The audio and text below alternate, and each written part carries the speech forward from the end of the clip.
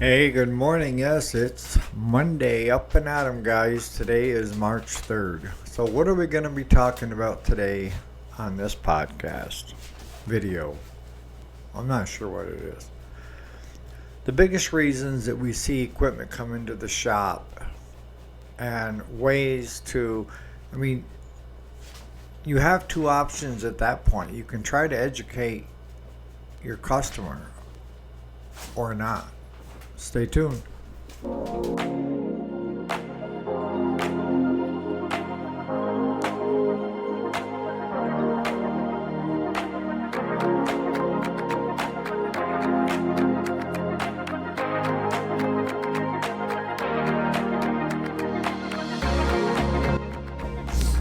Alrighty, welcome back to the channel. My name is Eric, and yes, this is Monday. Time to get ready to start work again.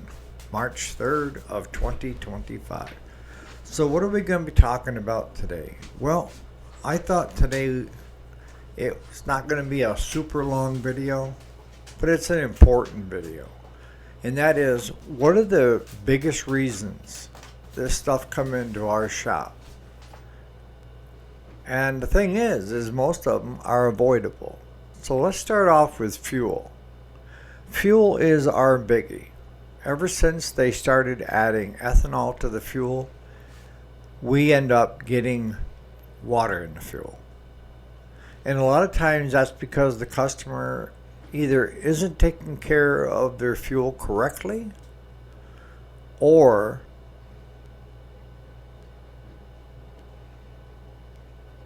they're getting it from a source that already has the water present. See, one of the biggest problems we have, and that's why I instituted a policy quite a while back, is eliminate the fuel. Put in fresh fuel that we know has PRI-G for gasoline. We treat everything when it comes through. Jason brought this up quite a few videos back, and we tried it, and we saw that it did cause a lot less issues in the shop. You know, as far as prolonging the life of fuel, I don't know, because we don't keep fuel long enough in the shop, and we buy it so that we pretty much go through it in a week. But for our homeowners, we still have homeowners that have ethanol fuel gas in cans from last year, and they can't figure out why they can't get it to run. And you can try to educate your customer on it's your fuel. The fuel's the problem. Because we've had numerous cases where we weren't saying anything to the customer, and the machine would come in, we would drain the fuel out, check for fire, check compression, make sure that it was getting adequate air through the air breather, get it running great with adding new fuel, turn it back over to the customer, and within either hours or a week or so, the customer's back and they're not happy because they have the same issue. And it took a little while to dawn on me what exactly was taking place. Is when the unit came in, the biggest problem it had was water in the fuel. Because where is water going to settle? Water is going to settle on the bottom of any fuel tank that, whether it's your riding lawnmower or your trimmer or what have you, but it will separate and you'll have water, then you'll have ethanol, and then your gas is on top. The bulk of small engines draw from the bottom, and you have a fuel filter in place, but it's not there to separate the water from the fuel. And what ends up happening is it sucks the water in. It can't fire on water, so the customer cranks and cranks and cranks, and then brings it to us. But once we have it fixed and they take it home, they run it until it runs out of fuel, pours more of their old fuel back into it, and voila, it's back on our doorstep with an irate customer because it's doing the same doggone thing. It's doing the same doggone thing because you're still using that old fuel that you feel that you can't afford to dump because you pay good money for it. I get it. But at the very least, I tell our customers, you need to treat it with PRI-G. I get people saying, well, I added dry gas. I've added denatured alcohol. I've added... The big thing, from my understanding, you guys can correct me if I'm wrong, is most of your fuel additives put a barrier on top. All right? And that barrier is to keep oxygen from getting to the fuel, the ethanol. Because if ethanol can come in contact with oxygen, it can suck the water vapors out of oxygen and put it into the fuel. If you put a stabilizer, it basically tries to seal the top of that tank, wherever it is, from getting oxygen. It doesn't mix in. It doesn't help burn better. It's there as a protective barrier.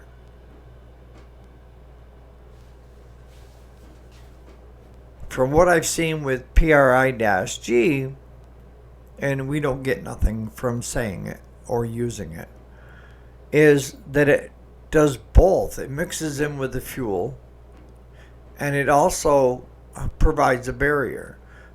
And when I say it mixes in with the fuel, it helps burn that what could be classified as not so good gas. But if you got a lot of water in your gas, if you've gone to a gas station and they aren't treating and they don't sell a lot of gas, if you get towards the bottom of that tank, you're going to be sucking water from their tank. The worst time to get fuel, I don't know if anybody's ever told you that, but if you see a fuel truck unloading at a gas station, go to the next gas station. And why is that?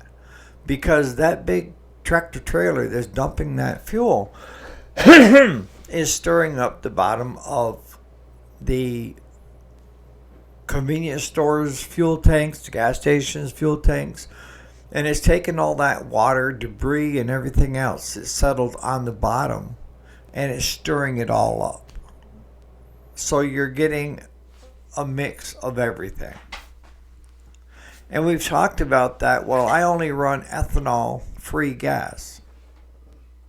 But you don't know who was at the pump before you, so you get so much ethanol, whether you like it or not. So that's probably the biggest reason that we have for stuff coming into the shop that we can fix. But we can't fix the customer from, even if we tell them to get rid of that fuel, get fresh fuel. A lot of times they're resistant to that fact. So they end up back on our doorstep with the same friggin' problem. So that brings us to what's another issue, a big issue that we see at the shop, and that is just doing proper maintenance. You know, poor maintenance, no maintenance. Not checking the oil, not changing the oil, not having it serviced regularly, and just running it until you have a problem, and then you're on my doorstep because it won't work anymore. And I'll be honest with you, I've seen lawnmowers that were 5-6 years old that never had an oil change. Blade sharpened, belts checked, nothing. And never cleaned the deck, so the deck is already starting to rust. Never greased. Steerings are getting a little bit more difficult, but they just keep it on and going. And that's no maintenance. So that's probably the biggest reason that we see, other than fuel, is poor maintenance, is bringing it to us when it will no longer mow, cut, what have you. And the bill tends to be up there, right? Because you're not just doing the first oil change at 5 to 6 years old. You're also getting a first look at the belts to see what kind of condition they're in. And if the person hasn't kept their deck clean, then good chances are it's already started to rust underneath, because it starts to break down in mulch, right? Compost on top of the deck. And any belt that it's in contact with during the off season, how is it helping that? Take the spindles, for your mower blades and stuff, that with not having adequate grease, now you can start, the bearings are sounding rough. I mean, the list goes on, and I've seen, I want to call them customers, but they're not regular customers, doing anything and everything they can to prolong, happen to see us. And then they cry foul when they get their bill. But I've seen customers bring stuff to us, especially the John Deeres. I don't know what it is with John Deeres, but they're steering, right? And the customer has never greased the front axles. And gradually over time, rust is starting to set in where grease used to be, because now it's no longer any grease in it. So the steering gets rougher, tighter, right? Harder to steer. And you start having to use a lot of muscle. Those steering linkages, the gear with the pie shaped with the little notches in it, they wear out easy on John Deere's. Usually the bushings go if it's well greased, but if it's not greased, the steering will start slipping. And you'll get that click, click, click where you're turning the steering wheel on it. It's because customer never greased the front spindles, and now they've taken the steering mechanism out of the lawnmower. And that happens a lot. Zero turns, no. The old conventional riders, yes. So that's a biggie. Proper oil changes. That oil breaks down after so long. And my tendency is, you can go by hours if you want to go by hours, that's fine. Do the recommended hours. Even better is to have the oil changed at least once a year, in the spring of the year or the fall of the year, whichever you choose. Those spindles on that deck need to be greased weekly. I know a lot of our customers, when we do a service on their mower, they don't do anything to that mower other than add fuel until we see it again the following year. Even though we tell them, you should be greasing those spindles for your steering, your spindles on your deck, checking the oil daily. Anytime you get ready to start it up, check the oil first. Are you treating the fuel? The list goes on. But they think that with us doing a complete service on it, that they're set for the summer. So that's where it's critical with Claude, is that he not miss something in the shop, whether it be if you got a belt that's starting to break down and it's weather cracking, and you could take the belt like this and you can see breaks, replace it. Customer may kind of at the bill, but midway through the season, he's not bringing that back because the belt broke. You can't predict what your customer is doing when they're not at the shop, right? You can't keep a customer from hitting a metal pole in their yard or running into a curb and bending their deck midway through the season, right? Those are things you cannot handle. until you get it back to the shop. And I've seen Claude with a hammer beating decks back out. The decks are getting better, but a lot of these, what I call cookie cutter decks, with your low end models, $1,000 or less, will bend just by looking at a piece of concrete. And if you got a customer that's in sandy loam soil and you tell them that probably it would be a bad idea to buy 2 sets of blades a year, they continue to think that, well, the one set of blades should last. And then they call and they say that the grass is being cut uneven.